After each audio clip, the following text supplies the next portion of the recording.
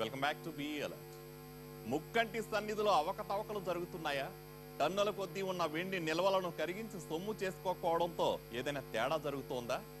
అధికారుల నిర్లక్ష్యం నిర్వాహకం వల్లే శివయ్య కోట్ల ఆదాయం కోల్పోతున్నాడా అంటే అవుననే సమాధానం వస్తోంది.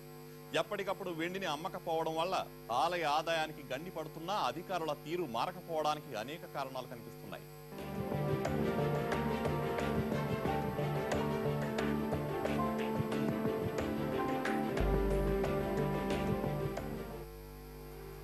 దక్షిణ కాశీ శ్రీకాళహస్తి క్షేత్రం వివాదాల సుడిగుండంలో చిక్కుకుంటోంది.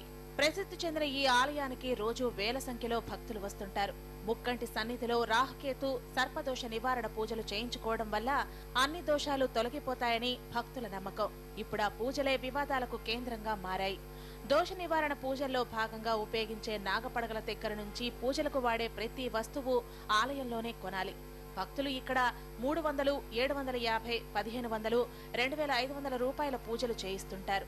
300, 750 రూపాయల పూజలు చేసుకునే వారికి 5 గ్రాములు, 1500, 2500 రూపాయల పూజలు చేయించుకునే వారికి 10 గ్రాముల వెండి నాగపడగలు ఇస్తారు. పూజల తర్వాత వాటిని హుండీల్లో వెయ్యాలి. ఇలా హుండీల్లో వేసిన వెండి సుమారు 18.5 టన్నుల నిల్వ ఉంది. ఏళ్ల తరబడి వెండి నిల్వలు ఆలయంలో మూలుగుతూనే ఉన్నాయి. వాటిని విక్రయించడానికి 3 ఏళ్ల కిందటే దేవాదాయ శాఖ అనుమతి ఇచ్చింది. 2500 కిలోల వెండిని ఆలయంలోనే కరిగించి తిరిగి నాగపడగలను తయారు చేయవచ్చని చెప్పింది.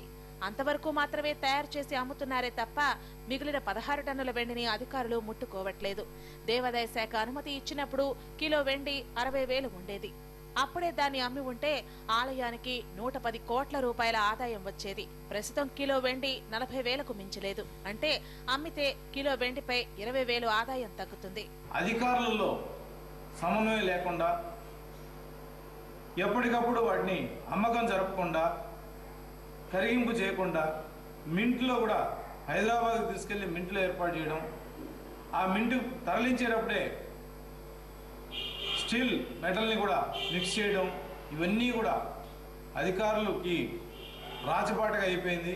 ఆలయంలోని వెండి నిల్వలను అధికారులు విక్రయించకపోవడానికి పెద్ద కారణాలే కనిపిస్తున్నాయి. ఇక్కడ రాహుకేతు పూజలను 25 రూపాయల టిక్కెట్తో 2 దశాబ్దాల కిందట ప్రారంభించారు.